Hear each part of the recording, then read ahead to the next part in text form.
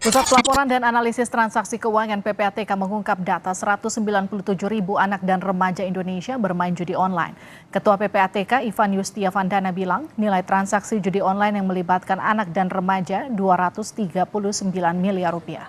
Tak sekedar jumlah anak, PPATK mengklaim memiliki data anak yang terlibat judi online, seperti nama dan alamat tempat tinggal. Ivan bilang data itu sudah diserahkan ke kepolisian. Dan secara keseluruhan dari usia kurang dari 11 tahun sampai 19 tahun ada 197.054 ribu peserta atau anak gitu ya. Total depositnya 293,4 miliar rupiah dengan transaksi berjumlah 2,2. Terkait dengan nama dan alamat ya, kami punya nama dan alamat yang bersangkutan karena ini berbicara tentang rekening pembukaan rekening baik atas nama sendiri ataupun atas nama QQ, dan penanganan sudah sampai ke pihak-pihak yang bersangkutan. Teman-teman kepolisian berdasarkan rapat Satgas terakhir justru sudah turun ke alamat-alamat yang ada dalam hasil analisis maupun di dalam data yang kami berikan dan kami koordinasikan. PPATK mengungkap lebih dari 1.000 anak berusia di bawah 11 tahun bermain judi online. Nilai transaksinya mencapai 3 miliar rupiah. Ada 4.500 anak usia 11 hingga 16 tahun bermain judi online dengan nilai transaksi 7,9 miliar rupiah.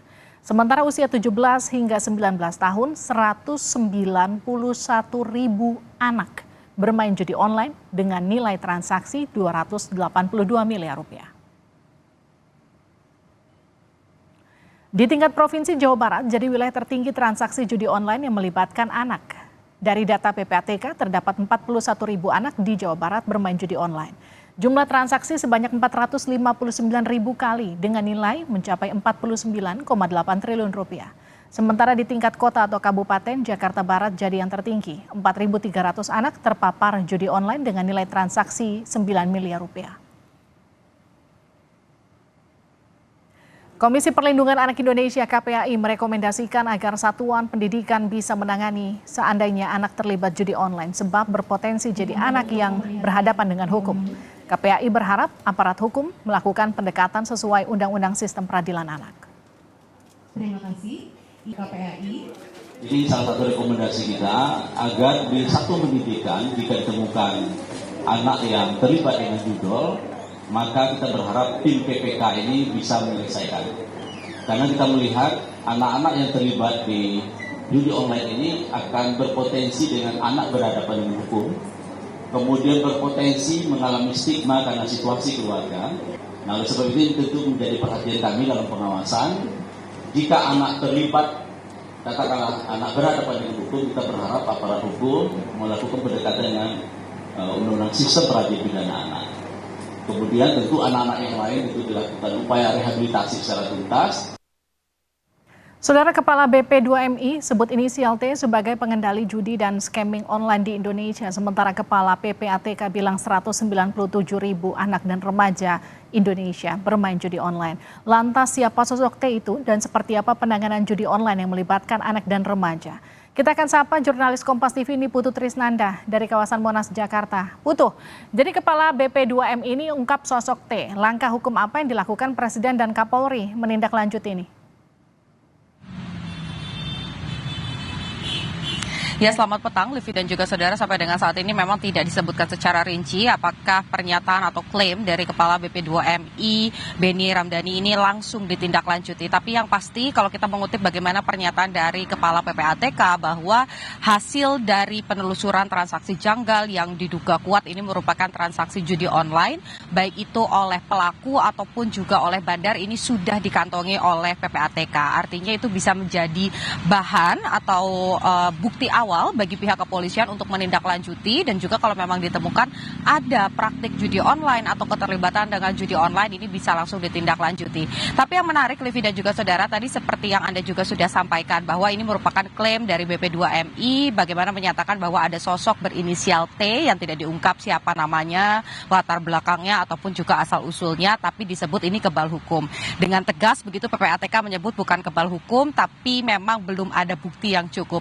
Nah, seharusnya seharusnya kalau kita bicara soal klaim, apalagi khususnya dengan judi online yang menjadi fokus utama dari pemerintah saat ini, bagaimana kemudian pihak kepolisian hampir setiap pekan ini menunjukkan hasil penangkapan ataupun juga pengungkapan judi online, baik itu di tingkat nasional ataupun juga di tingkat daerah, ini terus melakukan proses penangkapan dan juga penghentian judi online. Bahkan kalau ada yang ketahuan begitu saat polisi berpatroli di pinggir jalan, di tempat umum ada yang melakukan judi online, ini langsung ditangkap untuk diminta berhenti dan dimintai pertanggungjawabannya. Tapi begitu Kepala BP2MI ini mengeluarkan klaim terkait sosok berinisial T, ini justru dibantah secara tegas begitu ya. Padahal seharusnya kalau memang ada komitmen untuk memberantas judi online, ini merupakan ya pintu gerbang begitu ya untuk pemerintah melakukan penelusuran terkait dengan apa yang sudah disampaikan oleh Benny Ramdhani. Dan kalau kita lihat juga PPATK sudah mengklaim memiliki bahan-bahan utama terkait dengan transaksi, kemudian juga Kapolri sudah diberikan tugas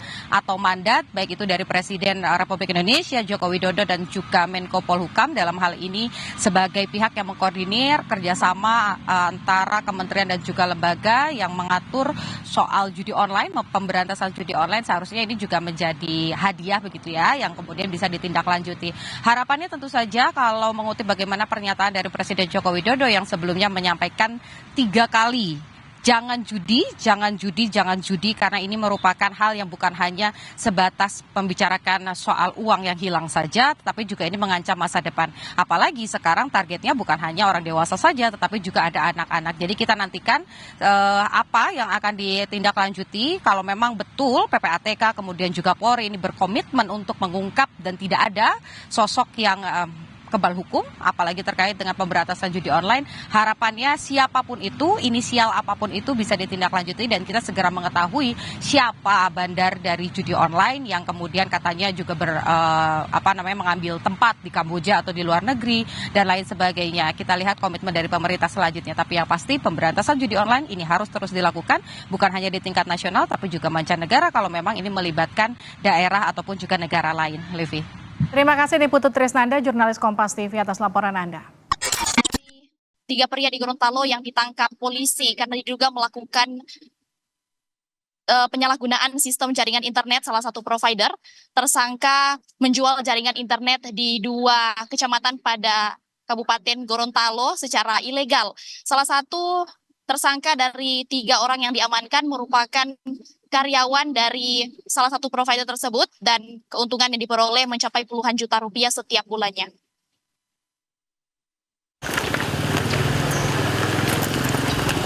Nekat menyalahgunakan jaringan internet secara ilegal jenis Wi-Fi Managed Service atau WMS, 3 pria di Gorontalo terpaksa berurusan dengan petugas kepolisian Ditkrimsus Polda Gorontalo.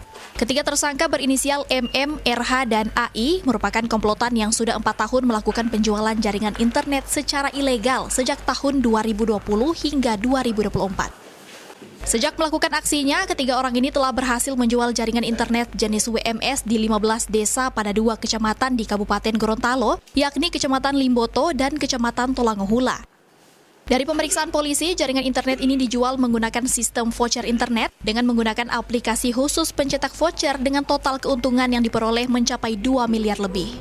Cyber Ditkrimsus Polda Gorontalo memperoleh informasi dari masyarakat yang mana ada kegiatan yang diduga menggunakan bandwidth menggunakan bandwidth atau jaringan internet dari PT Telkom Gorontalo. Yang dilakukan penjualan ulang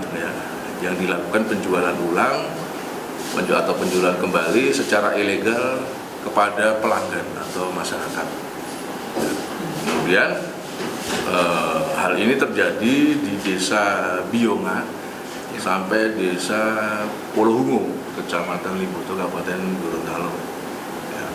Di mana kegiatan tersebut pelapor mendapati adanya penjualan kembali fasilitas internet Wi-Fi Managed Service atau WMS yang pada kontrak perjanjian antara pihak PT Telkom dengan pelanggan atau masyarakat bahwa WMS tersebut tidak diperjualbelikan kembali, tidak diperjualbelikan kembali atau dengan istilah end user.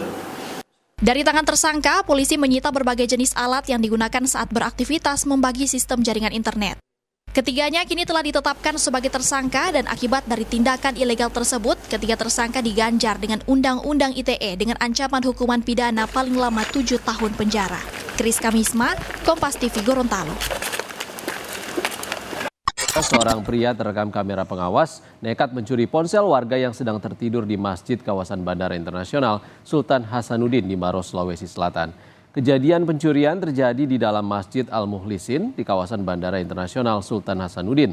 Diduga sudah mengamati situasi, pelaku dengan cepat mengambil ponsel milik korbannya, kemudian kabur keluar masjid. Kejadian ini juga telah dilaporkan ke polisi setempat. Sementara itu, pengelola Bandara Sultan Hasanuddin mengimbau kepada calon penumpang dan jamaah yang sedang beristirahat di masjid agar meningkatkan kewaspadaan dan menjaga barang bawaan pribadi.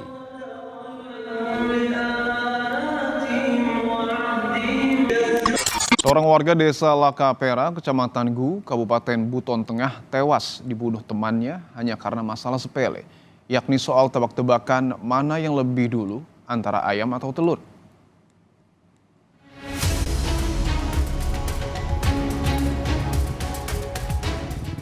Sungguh, mengonsumsi minuman keras tiada gunanya.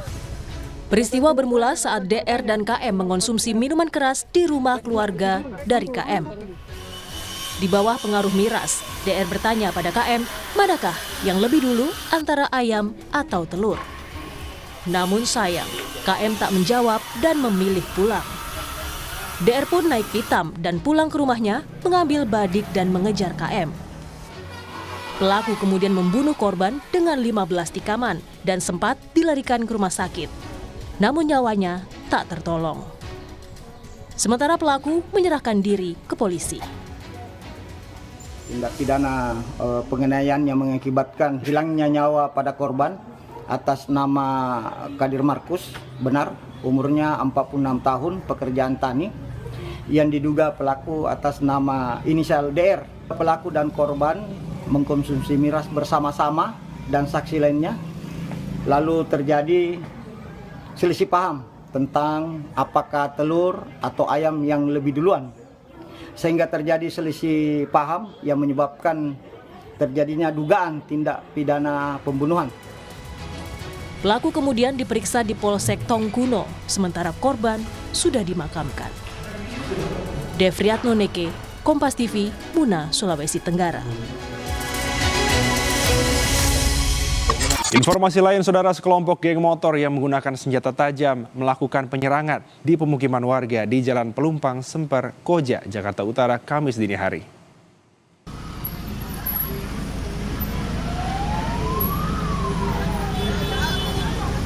Video dari pengendara yang terjebak akibat ulah geng motor ini menampilkan sekelompok geng motor tengah menyerang pemukiman warga. Namun ulah geng motor yang menggunakan senjata tajam ini berhasil dipukul mundur oleh warga. Warga merasa resah dan takut menjadi sasaran geng motor.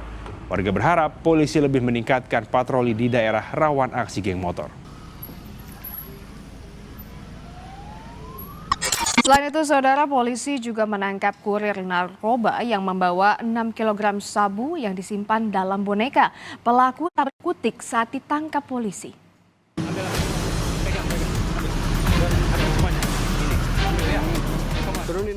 Seorang pria yang merupakan kurir narkoba jenis sabu berhasil ditangkap Subdit 1 Ditres Narkoba Polda Metro Jaya.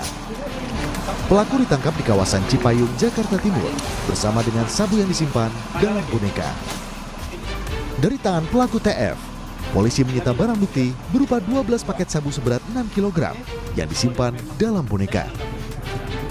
Dapatkan informasi adanya peredaran gelap atau penyalahgunaan narkoba jenis sabu. Pada hari yang sama, tanggal 23 Juli mendapat informasi, dilakukan penyelidikan, akhirnya berhasil diamankan. 1 orang tersangka atas nama TF. Ya, barang buktinya adalah 12 paket berisi narkoba jenis sabu, beratnya 6 kg. Untuk mempertanggungjawabkan perbuatannya, pelaku TF kini terancam hukuman minimal 20 tahun penjara. Sementara itu, penyidik masih terus mendalami kasus ini, termasuk mengejar satu pelaku lainnya berinisial KR alias Ucok yang berperan sebagai pemberi perintah kepada TF. Ferdiansyah Marlupi, Kompas TV, Jakarta. Dan berita pilihan terakhir, saudara, narkoba dalam boneka. Polisi menangkap kurir narkoba yang membawa 6 kg sabu yang disimpan dalam boneka. Pelaku tak berkutik saat ditangkap polisi.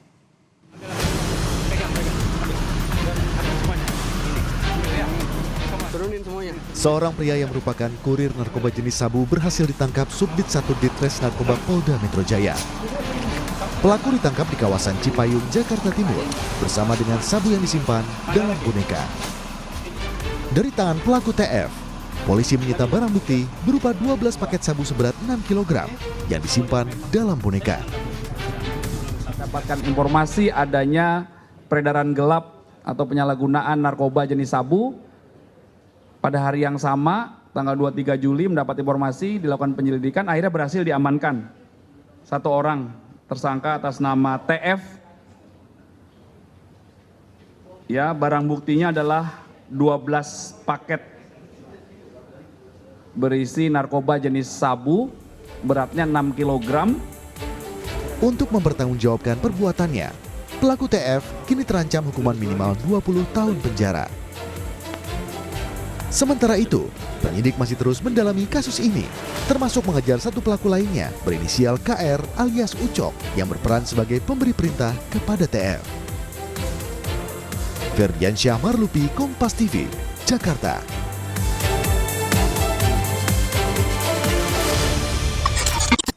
KPK menangkap seorang pegawai KPK Gadungan yang memeras pegawai di pemerintahan Kabupaten Bogor, Jawa Barat. KPK menyerahkan pelaku ke Polres Kabupaten Bogor untuk diproses hukum.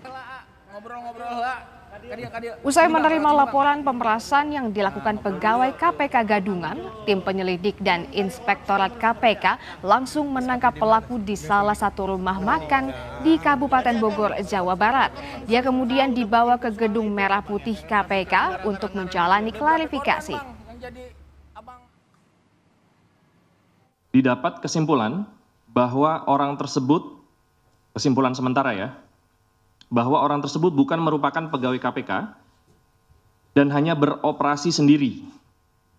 Dari kegiatan dimaksud diamankan uang sejumlah 300 juta rupiah, 1 unit smartphone merek iPhone, dan 1 unit kendaraan merek Porsche warna putih dengan nopol B1556XD. Dengan tangan diborgol dan dikawal polisi, pelaku diserahkan ke Polres Bogor. KPK juga menyerahkan 1 unit mobil Porsche yang disita petugas pada operasi tangkap tangan. Tersangka mengakui melakukan tindak pemerasan setelah mengetahui rencana anggaran Dewan yang berjumlah miliaran rupiah. Sini bang, lewat sini bang. Sebenarnya gimana? Niatnya emang sudah dari awal ingin meres atau gimana mas? Nggak ada. Lah kok Anda bisa tahu ada kasus-kasus yang kok pejabat itu dari mana taunya? Ya bukan rahasia umum lagi lah kalau itu permainan pejabat katalog itu. Oh, dari siapa ya? Itu bang awalnya bang? Dari rencana anggaran Dewan 500 miliar. SKPD mana sih? Dinas Pendidikan. Pendidikan. Tadi Akang sering tahu dapat info soal ituan ya bang ya? Anggaran itu ya bang? Udah berapa korban bang yang jadi? Kontroversi vonis bebas terhadap terdakwa Gerjorius Ronald Tanur terus berlanjut dan menuai sorotan publik. Pengadilan Negeri Surabaya mendapatkan kiriman karangan bunga berisikan kalimat turut berduka cita atas matinya keadilan. Karangan itu juga menyindir pada majelis hakim yang menangani perkara itu. Di saat jadi sorotan publik, Erintuah Damanik, Hakim Pengadilan Negeri Surabaya yang menjatuhkan vonis bebas pada Ronald Tanur mendatangi Pengadilan Tinggi Surabaya. Namun ia membantah diperiksa Komisi Yudisial di Pengadilan Tinggi Surabaya. Kedatangan jenengan ke PT apa Pak? Dalam rangka apa Pak? Apa dipanggil PT atau terkait ini? Dalam rangka apa Pak? Ya namanya silaturahmi aja. Oh silaturahmi ya Pak ya? Oh ini karena ke PT itu teman saya satu angkatan. Oh. Pak, terkait putusan kemarin tuh gimana? Tanya ke Humas. Buktinya sudah ada dalam pertimbangan itu semua. Ya. Anggota DPR fraksi PDI Perjuangan Rieke Diah Pitaloka mengkritik putusan bebas itu. Dia meminta Komisi Yudisial untuk memeriksa majelis hakim. Ada berita membuat saya sebenarnya muak banget. Feelingku indikasi kuat ada sesuatu yang janggal gak benar. Keputusan Pengadilan Negeri Surabaya 24 Juli 2024 terhadap Gregorius Ronald Tanur, katanya si anak seorang anggota DPR RI. Saya mendesak Komisi Yudisial, institusi manapun yang kait pengawasan kinerja hakim, mohon selidiki dan bongkar hasil keputusan yang dibacakan Ketua Majelis Hakim di Pengadilan Negeri Surabaya. Anak dewan mau anak pejabat apapun, kasus seperti ini tidak ada vonis bebas.